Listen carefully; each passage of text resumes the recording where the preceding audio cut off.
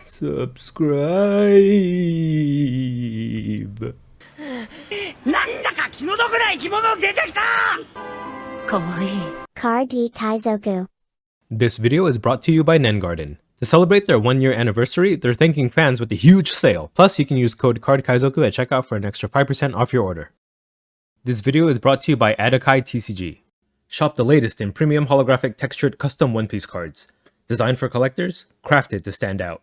Use code CARDKaizoku for 15% off your next order. This video is sponsored by Gungam.gg. See Western OP11 list and Eastern OP12 list on Gungam.gg. Updated daily. Be the first to see decks for new leaders as they emerge. With over 1,000 deck lists per set, Gumgum.gg has all the top strategies as soon as they drop. This video is sponsored by Card Market, Europe's largest online marketplace for trading card games. Alright, with the news of the ban list and then the forbidden pair list making its way to our format OP12 on August 30th, same time as Japan, but we're getting a set earlier, I thought it would be a good time to kind of speculate on what our OP12 is going to be like. Right, the set releases in 2 days from the day I'm posting this. Oh no, actually the next day, right, if this is Thursday. But yeah, we're gonna have like a week of OP12 before the ban list. So yeah, this list I've created here just a couple minutes ago before starting recording is what I have as my speculative tier list for OP12. We could change some things around as we're like talking out loud to ourselves and diving deeper into this data. So I guess if you want like the final list, skip to the end of the video and then come back. I don't know, but yeah, orders within the tiers do not matter, just FYI. And then right off the bat, I know you guys are already starting to type comments. This is a wild tier list. I understand that. But hey, give me a chance to defend myself. Give me a chance to defend this list that I made. I have some data to back it up. So yeah, let's just jump right into it. So in the S tier, we have Bonnie, Lucci, Shanks, and Sakazuki. You might be kind of thinking, what? What the heck? No Zoro? No Rayleigh? No green purple Luffy? You must be crazy. Yeah, it does kind of sound crazy, doesn't it? But then I took a look at things. So why is Bonnie an S? Bonnie is an S just because I took a look at her stats. I kind of took a look at what the meta would be like if blue purple Luffy kind of left. He's not entirely banned, right? He just can't run 2 of his best cards. So I do think he gets bumped down quite a few tiers, not as strong as he used to be. So I'm just gonna, for all intents and purposes, just imagine that he's not a meta relevant deck anymore for the purposes of this analysis here. So looking at Bonnie for the past week of OP12 data, you can see she has a really good matchup into a lot of things, right? Going first runner to 56, going second to 59 on average. Just favorable matchups all around. What is she weak to? Blue purple Luffy at full power, Teach, Shanks, and Lucci. So if you take a look at the top 5 most played and most like performant decks for the past week, we see that Bonnie, Blue Purple Luffy, Rayleigh, Enel, Zoro make up the top 5 here. And then for excluding the Blue Purple Luffy, then Green Purple Luffy makes up that top 5. What does Bonnie have a good matchup against? Pretty much most of them, right? Good into Rayleigh, good into Zoro, good into Green Purple if you're going second, and then again, Blue Purple Luffy not a factor anymore, so we don't have to worry about him. Also good into Yellow Kid, which was the one that, like number 6 after that. So you can see Green Bonnie loses one of her weak matchups and still retains her strong standing in the meta. Because of that, I do think Bonnie is going to have a nicer time now, right? Losing one of its few weak matchups, and then nothing changes in the meta that makes any of these decks any better than they already were. So I might even consider Bonnie to be the deck to beat now, just due to the consistency of her matchups across the board, right? There's no like polarizing ones. Yeah, she does lose to Lucci, and then you might have seen earlier, I put Lucci in S2.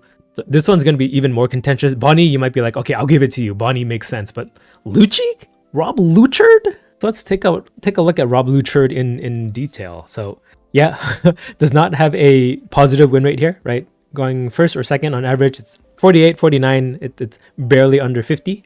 But he does beat a lot of the top meta decks, right? He's good into Kid, good into Green Purple, good into Bonnie, good into Kuzan, good into Rayleigh, good into Enel, right? This is what we're speculating to be like decks that are for sure going to be in the top 10, and he's good into all of these. Now, where does he falter? He falters against Blue Purple, which is out of the meta. Don't even have to worry about him anymore. Falters to Shanks, which we speculate could come back into meta, and then of course dies to Zoro by a large margin. This is probably his most glaring weakness, but here's the caveat. I think the version of Lucci that was built to counter Blue Purple Luffy is the version that's weak to Zoro. So now that we don't have to counter Blue Purple Luffy, we could build the deck differently that it doesn't lose to Zoro as bad. Because yeah, to beat blue purple Luffy, meaning like his 9 cost bodies, his 8 cost bodies. We run a lot of cards like this Laboon here, and then the 4 cost Kuzan. We depended on Rebecca a lot more, right? And all these cards to combo with the Jack. Without a blue purple Luffy in the meta and super high cost characters, maybe we don't need as many 4 cost Kuzans and Laboons anymore, right? Because these are setup cards that the Zoro could always control, and he loses access to his cost reduction. We could see us switch back to running cards like more Tempest Kicks, or getting that online as quickly as possible. There's also that Patchwork card, right? What's it called? Hotikator Patchwork. We might use this more. More Hinas, of course, could be an option, on-play option for cost reduction that doesn't require having the body on board. And we can definitely cut out 4 Kuzans. We don't need 4 Kuzans anymore without a blue-purple Luffy like presence in the meta.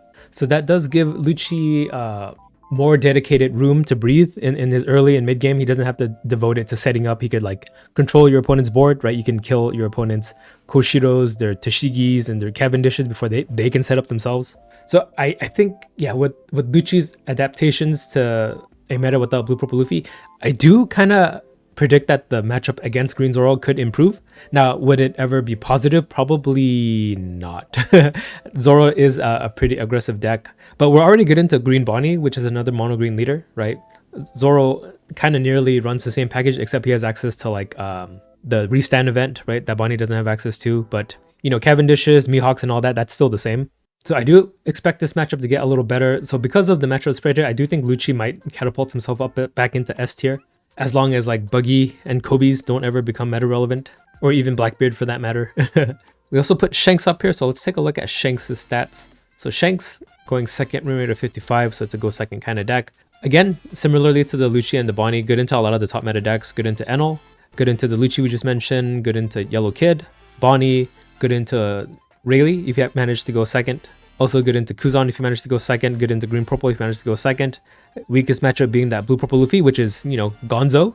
So the only weaknesses he has remaining is the Zoro, and then if Teach becomes more popular, that's going to be a sore point for Shanks as well. But, you know, a good matchup into everything that existed before. Shanks could see some more play now because of that, right? He could be the big character deck now that Blue Purple Luffy's out. And then he did get some new tools in OP12, right? This blocker Shanks helps him quite a bit. We're starting to see Shanks list kind of solidify. I think people were spending a few sets trying to figure out the identity of this deck, just due in part to the fact that like the new leaders, the Blue Purple Luffy, being much more interesting and more like exciting to play. So people kind of just stopped exploring Shanks as much, but well, not stopped exploring, but it slowed down quite a bit, right?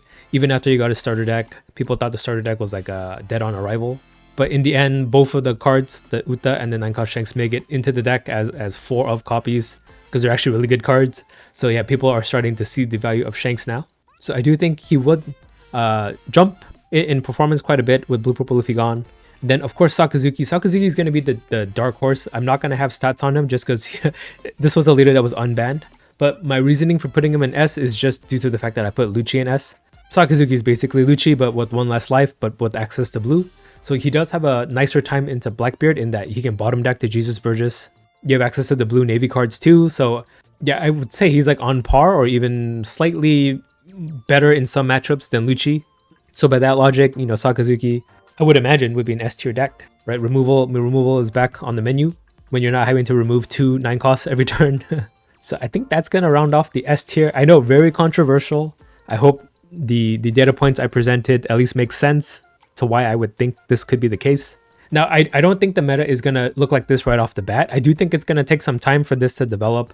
I think right off the bat, people are just going to go off what the East has been building up to now, right? Namely, like Green Zoro, Rayleigh, Green Purple Luffy, Kid, right? These are the 4 decks that kind of filled the meta. But Rayleigh for sure, and Green Purple Luffy, their claim to fame was that they were good into Blue Purple Luffy. But as we saw, these 2 decks actually kind of lose out to these decks in the S tier here.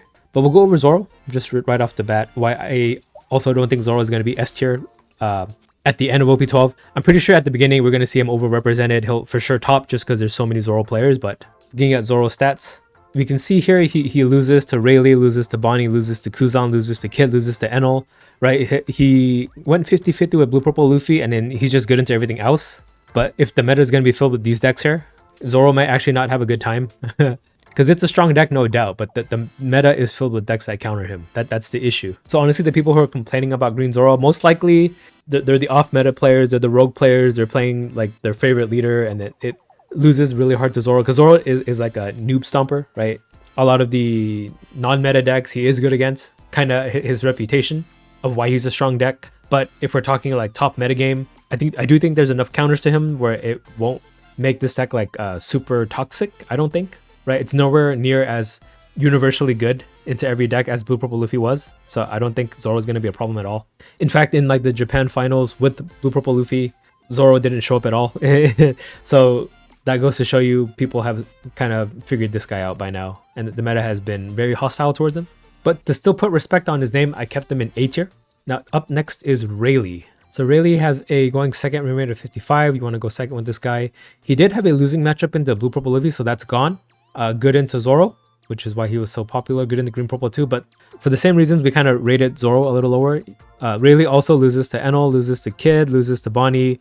If our prediction on Lucci is correct, Lucci absolutely destroys Rayleigh as well.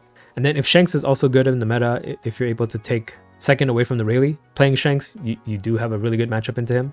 But I still put him in A just because he won the Japan finals. I have to put some respect on his name. It's a strong deck. I just think that the way that the meta is going to shift without Blue Purple Luffy is going to kind of take away some of the benefit of running Rayleigh. Then up next is Green Purple Luffy. So let's take a look at his stats. So Green Purple does better going second, has a positive win rate overall. What does he lose to? He loses to Rayleigh, Zoro, Lucci, Smoker, and Bonnie. So yeah, also a hostile meta for him. Also loses to Shanks going first. Loses his good matchup into Blue Purple Luffy. That's one of his claims to fame. I feel like I say that too much these days. I'll try to think of other ways to represent that idea. But yeah, with this kind of meta, I also think Green Purple Luffy will have a tough time, especially if our prediction on Lucci is true. And Bonnie too. Bonnie, I think, is going to be a lot more popular. So that's why I put him in A tier.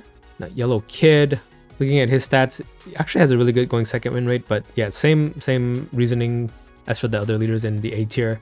Loses to Lucci, loses to Bonnie, loses to Enel, loses to Shanks. Did lose one of his losing matchups in the Blue Purple Luffy with them out of the meta. But like he's really only good into Rayleigh and Zoro, which is why I put him in A tier, because I predict early on at least these two leaders are going to be really popular. And then Blue Kuzan, probably for the same reasons, yeah. He loses to Green Purple, loses to Lucci, even loses to Kalgara, loses to Rayleigh, Kid, and Bonnie if he's going first. But if he's going second, like kind of near 50%. But does beat Zoro and Enel at the very least. But just based on the matchup spread, I do kind of have to put him in A. And lastly, we have Enel here. Has a going second win rate of 58. That's really good. Kind of falters going first. But yeah, he did get a pretty big boost in losing his bad matchup into Blue Purple Luffy. But unfortunately, he's also really bad into Bonnie here. And then if our prediction about Shanks is correct, loses to Shanks too, loses to Green Purple, and if Lucci comes back into meta, if Lucci happens to go second, also really loses to Lucci here. But still good into Rayleigh and Zoro and Yellow Kid. Like crazy counter against these three decks here, like 79, 69, and 62%. So it has like really polarizing matchups. Doesn't have no good matchups, as you can see here. Like yeah, good into like really relevant meta decks. That's why he's still in A tier despite that. It's just that if the rest of our predictions about the meta changes are correct, also has a bunch of decks that are really good against Enel in the top echelons here. And yeah, the rest of the tier list here is just decks that counter the top meta decks. So like Buggy would counter Lucci, Sakazuki, even Enel too, and then Teach would counter Lucci, Sakazuki as well. Even some of the other on-play decks like the Kid and this Enel too, right? Teach would counter them, but then he like absolutely dies to Rayleigh, Zoro, and probably even Bonnie. Marco also another removal deck. And then Nami's good against the low to the ground deck. So it's really good into like Rayleigh, right? Being able to make herself a 7k base. And then I think Blue Purple Luffy would probably fall into B tier now until people figure out like an OP package. I couldn't think of one that would make him as strong as he used to be. But it's not a down in the dumps deck. I think he just kind of is relegated to like kind of rogue for now until they print more like Straw Hat support for the deck. But could be wrong. Yeah, that's gonna be the video. This is what I think the OP12 meta is gonna look like. Could be completely wrong. I am taking a really big like stab in the dark. I wanted this list to be controversial, but I didn't want it to be controversial for controversy's sake. So I hope my explanation, my dive into the data, at least justifies why I think this is the case. Even if it's wrong in the end, at least you can see where I'm coming from. And I guess that's gonna be it for the video. Let me know what you guys think. Yeah, here's where you can start finishing out your hate comment about my tier list. Go for it. You can thumbs down now if you want. At least you listen to my spiel at least without a knee-jerk reaction of hating it from the start. Or maybe you did and you're not even making it to this part of the video. In that case, you can't hear me say that you're a poo-poo head. But yeah, I guess that's gonna be it for now.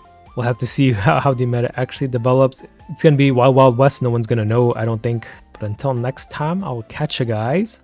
Bye. Car D Kaizoku. Da-da-dee, da-da-da-da-da.